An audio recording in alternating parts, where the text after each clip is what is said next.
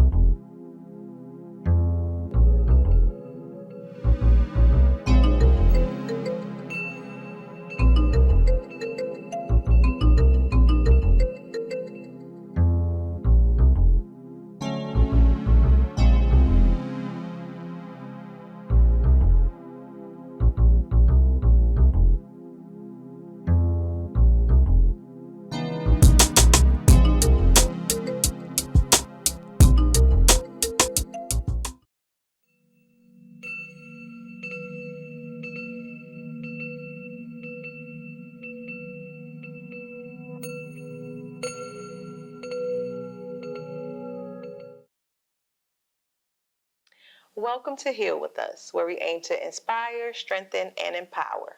Now let's begin to heal. Hey y'all, I'm Toya, and I'll be investigating the business of everyday people like you and I. That's Dr. Nikisha. She'll be checking in on your heart. And this is Tam. She'll be enlightening you with fun facts you didn't even know you needed. She's just nerdy like that.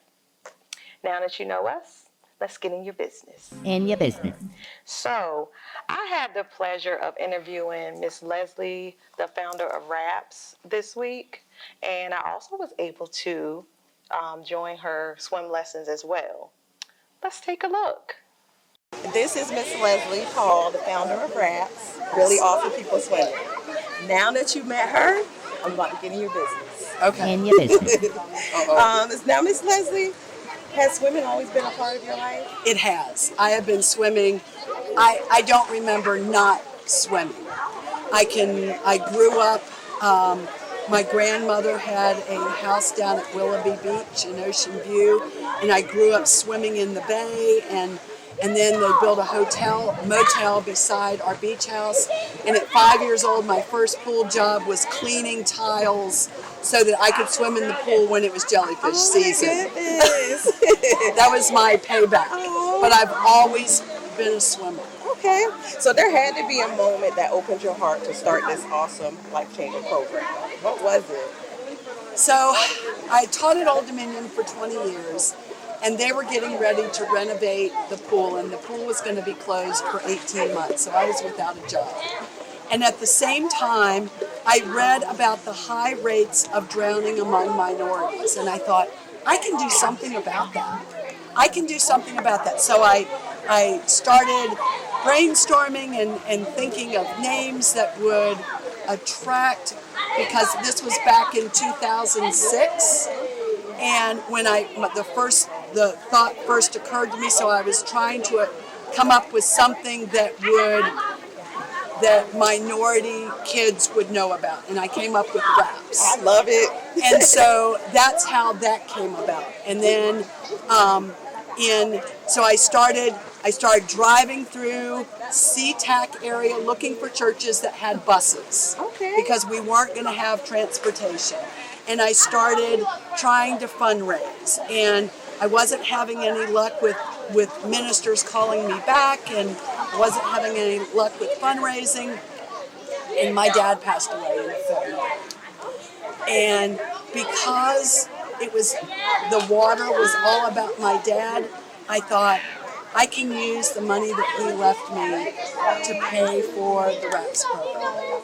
And I did that for 5 years. And I gave it 5 years, and I said, if we can't get fundraising going, then we're just, 5 years is all I'm going to pay for. Yes. And then it just happened. Yay.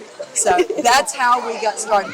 And then a lady from the housing authority contacted me because she had day camps and she had heard about me trying to find somebody. So that's how we got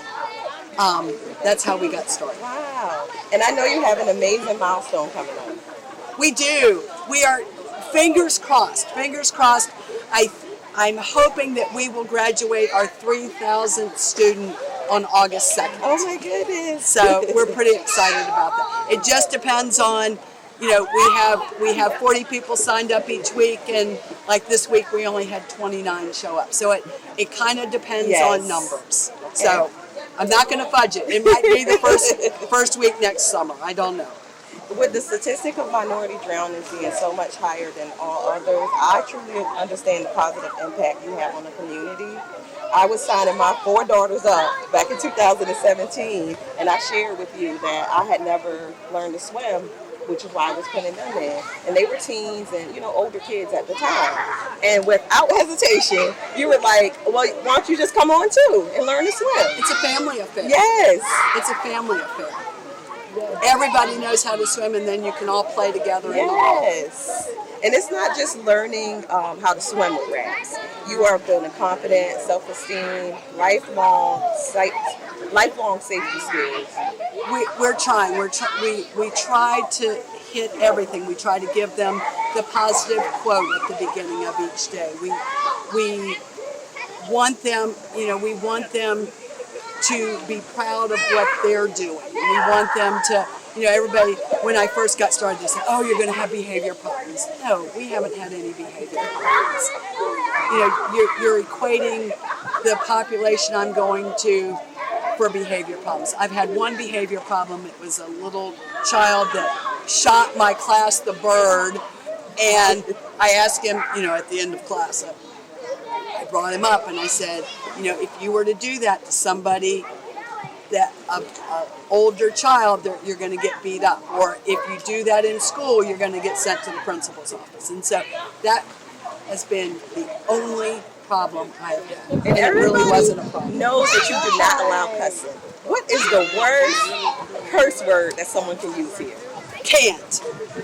Can't is a cuss word, because I try to teach everybody that if you say you can't do something, you've given up before you even try. You'd be surprised at what you can do if you just try. We so appreciate you, and I know that the 3,000 that you are teaching is not really 3,000. It's like so many more than that. It's going to be parents, grandparents, their children, their cousins, friends that are also going to learn just because they learn. And we've probably gotten to 3,000, but when we invite people to come back, like we don't count the people that return. We only count the first time you come. And so we feel like, if somebody is unable to jump into deep water by the end of the week and get back to the side safely, we're going to invite them to come back. Yes. And then I know growing up, swimming was not even a part of our culture. We were taught, stay away from the water, like don't even go near it. So what you're doing is making people more comfortable, showing them how safe the water really is. So they don't even think about it being dangerous anymore. Well, but we also want them to know their limitations. Yes. And we talk about that on the last day as well, about not going past your limitations. Yes. Don't be a follower, be a leader. Miss Leslie, I adore you. Thank you for teaching me, my family, and our community how to swim. So, and thank you for healing with us and letting me get in your business. Not a problem. You didn't get in my business. We're good. My business is everybody's business. Back to you, ladies. Thank you so much, Miss Leslie. We appreciate you. That was good. So, after watching Miss Leslie's video, very informative, if you could just kind of reiterate the acronym and RAPS and what does it mean? Okay, so RAPS, she said, stands for Really Awesome People Swimming. So she started that program because she saw that minorities were at a disadvantage for drownings across the country. I don't know if it's nationwide, but at least across the country. The statistics, I think, were like a third higher for minorities. And she just felt like, I want to do something about this. Okay. So, upon talking to her, she has always, like she said, she's always been a swimmer. So she said she was at Old Dominion University for most of her time. And I think just working with the people there, kind of seeing how from her point of view, she would always notice that minorities didn't even really come swim or come to the pools. And she started asking, like, well, why don't you, come try it out. And, and she said it wasn't necessarily always like a money thing why people didn't take swim lessons. It was more like a stay away from that water. And, in a lot of communities that she saw. So she was like, I don't want to just teach swim. I want to actually teach safety skills, like why not to be afraid of the water. Yes, it can be dangerous, but how to stay safe in the water and knowing what you're comfortable doing, not what somebody else is telling you might be able to do. And I think that's an interesting point of view that she's taking with swim lessons, because you can teach anyone how to jump in the water and stroke and pedal and float. But her adding those extra things, like why not to be afraid of the water, or even like you said, safety, so that if you see a toddler or someone in trouble, that you can maybe assist. So I like that she added that initiative and not just let me teach you how to swim. Yes, and she definitely teaches how to not just kind of bend over and reach into the water, because you'll just fall in. She teaches you how to like lay across the deck and reach out, or use something else to reach out to someone else. Not just don't ever bend over to try to save somebody, because you'll just end up falling in also. Okay. Well, that's good. That's good. So, Keisha, did you have any inputs on the RAPS program or any questions? Thank you for asking. Yes, I think it was it's so relative to just real life skills. I think it's amazing that Miss Leslie is providing this program, and it's funny because I actually had my granddaughter participate in her program. My daughter's participated a couple of years ago as well, but I heard an older woman say that she was afraid of the water, and her greatest fear was just releasing control.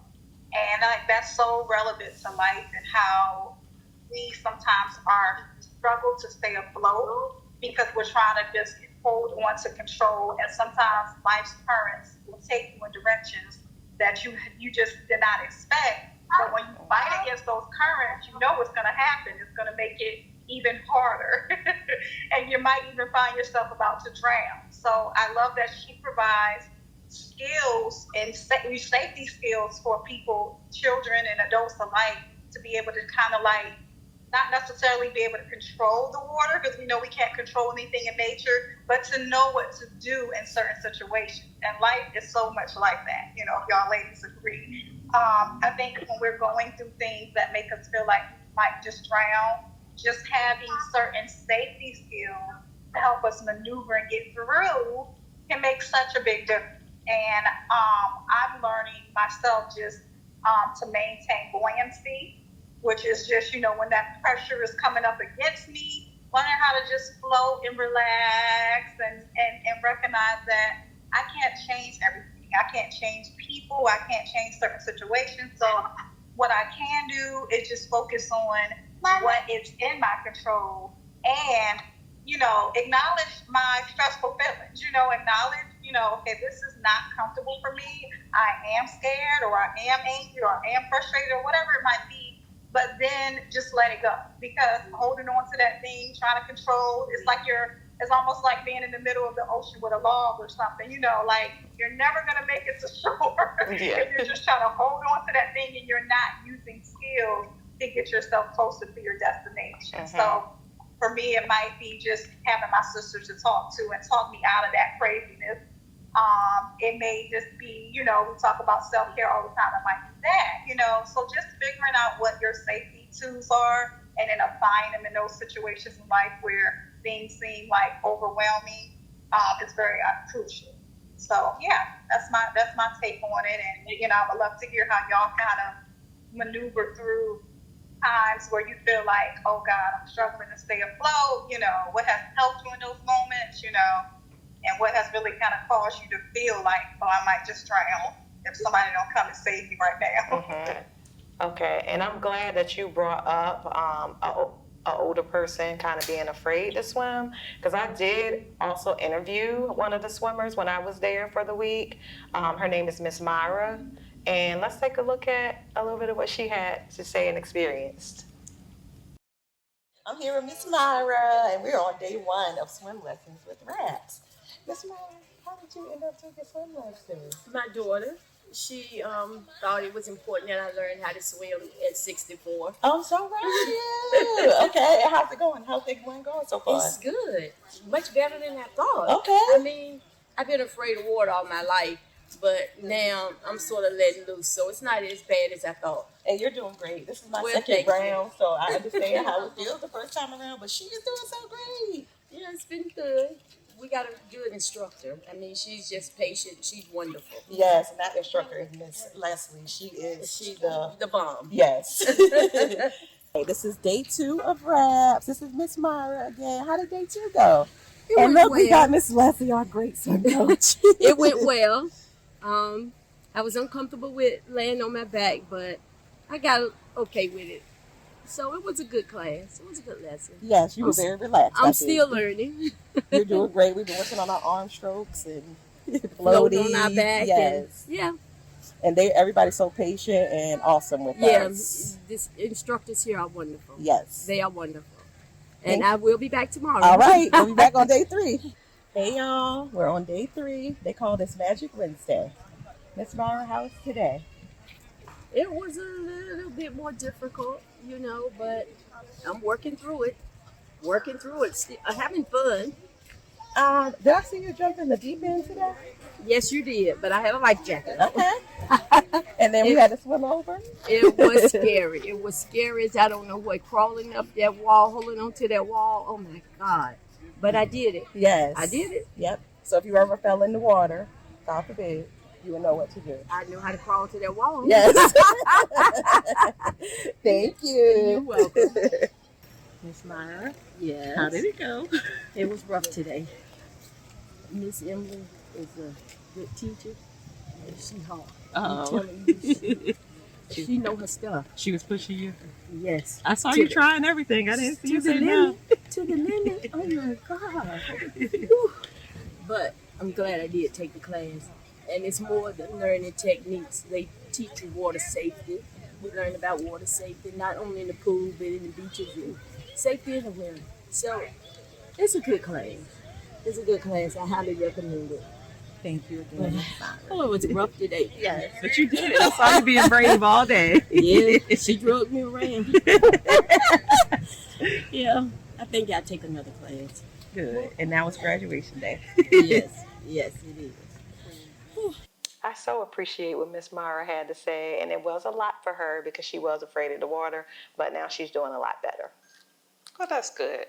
I have a question. So from either one of you, why do you think it is such a stigma in the Black community to be afraid of water? Do you think that it goes back to slavery times from when we were put on the ships and, because majority of the African tribes that were near the mid-Atlantic slave trade was right there on the Ivory Coast. So I don't think it's where we didn't know how to swim, like our ancestors didn't know how to swim. I think it's just maybe, on my opinion, to answer my own question, I think it was more so a tool that was instilled, like the stories that were carried on to the next generation of slaves of how they were kind of tossed over the ship. So do either one of you kind of know or maybe can give a reason as to why you think it's such a stigma in the Black community? For me, I just think it just isn't even a part of the community. Like, you don't really talk about, like, let's go learn how to swim, or it's just not even brought up, really. If you just happen to live near the beach like us, you go to the beach, but you stay where your feet, ankle level, and that's about it, so. But what do you think is there that makes it such a fear in the Black community? It just has to be, like you said, it just has to have been passed down, because I don't remember like somebody saying somebody drowned, or there was like exactly. a near drowning even. I don't remember anything like that. Exactly. So yeah, it has to be just something that's passed down. Yeah. What We just about you, carry it. Doc?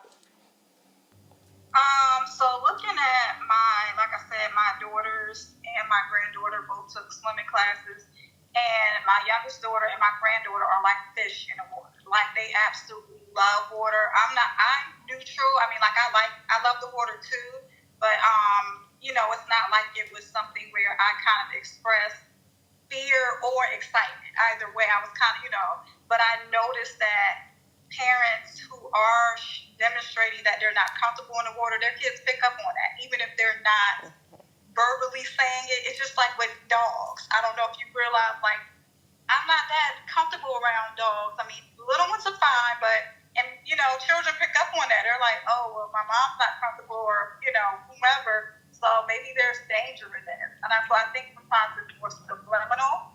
But I think the more that we kind of like break those barriers, will open the door for our kids and, other people around us to kind of feel more comfortable. Mm-hmm. So, yeah, I think it can be learned behavior. So, almost like you said, Tamara, the root of it may be generational. It may have to do with slavery, and it could also just be, just your culture. Because I know it's not just, brown people. You have, all types of people that, sometimes it's in your water.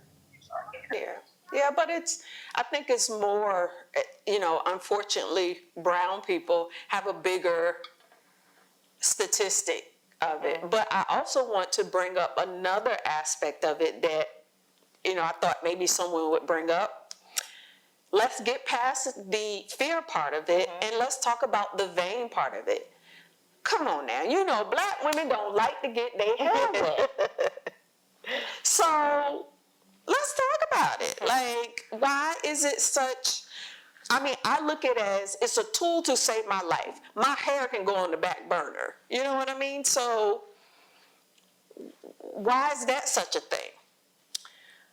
I'm going to just say it costs a lot of money to get your hair a certain way, and the water is going to do it in 5 seconds. And I get that, but okay, it costs a lot of money to get your hair done a certain way, but unfortunately, if a tragic happens, you can't reverse that. You can't go to the bank and get a withdrawal. You know what I mean? So I just look at it, I guess maybe cup half full, I don't know, but I just feel like that's something that's going to save my life. I feel like it's something that everyone should know, and we just have to let go of that, because that is vanity. I'm sorry. I don't care what way you look at it.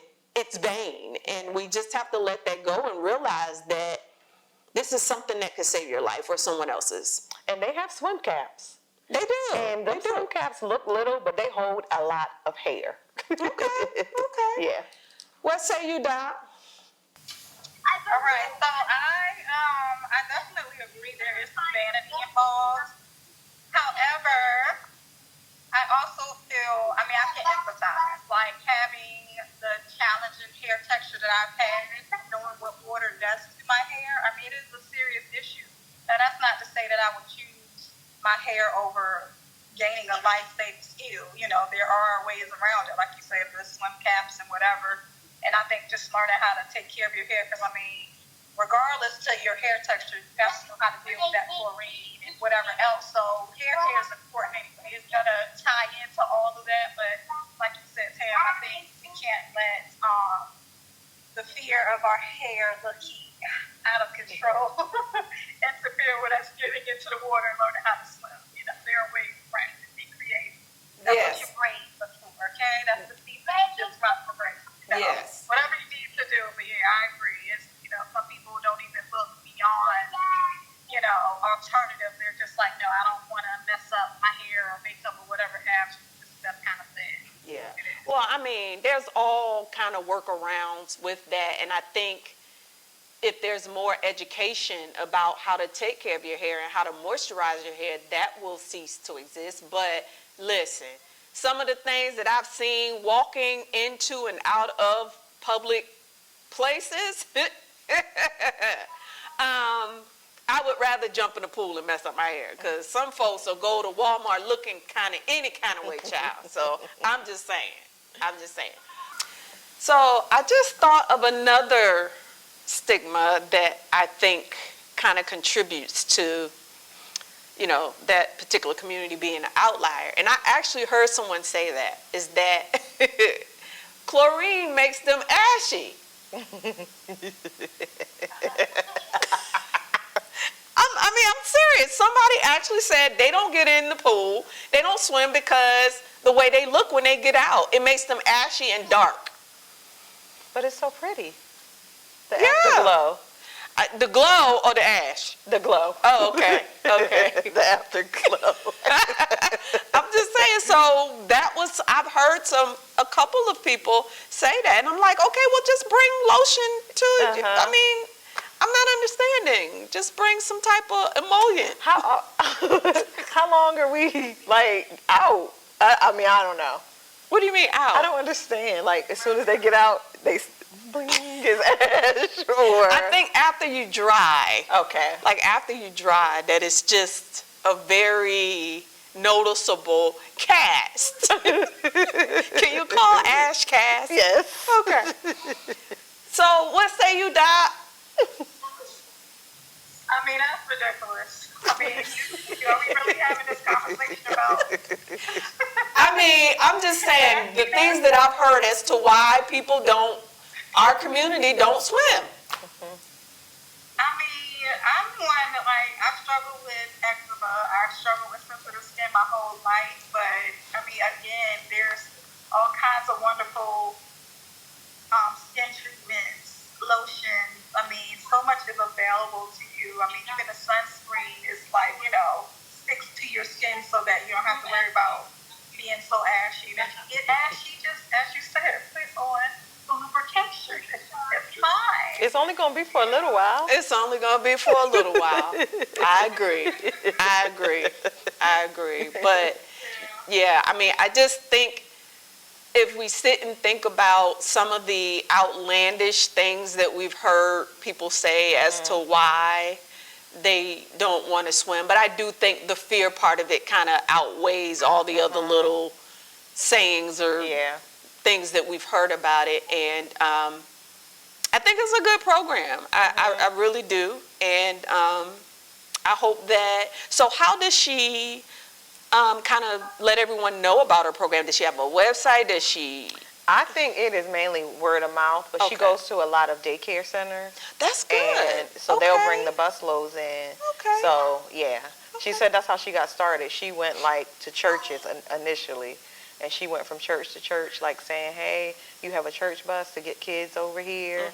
But she said it didn't really take, so she started going to daycares. Okay. And then from there, it just so not to be funny, but the daycares, was she going to predominantly in certain areas or neighborhoods? She was. Okay. And she said that she started in the SeaTac area because she felt like that was the most vulnerable area. Yep. So she started there. Okay.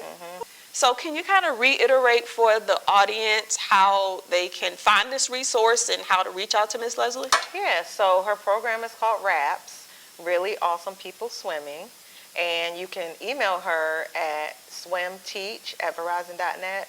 So it is SWIMTCH@verizon.net. Or she's also on Facebook under Really Awesome People Swimming.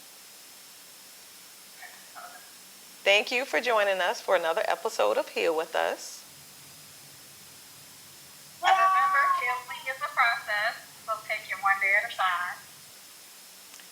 And remember that we are available across all social media platforms, Instagram, Facebook, YouTube. Also, we were having issues with Apple Podcasts, but that's back up and running. So all of our up-to-date episodes and past episodes are available there. So go listen, go tell a friend, listen, go. And you can also email us if you want to contact us that way at healwithus3@gmail.com. Heal with us. Heal with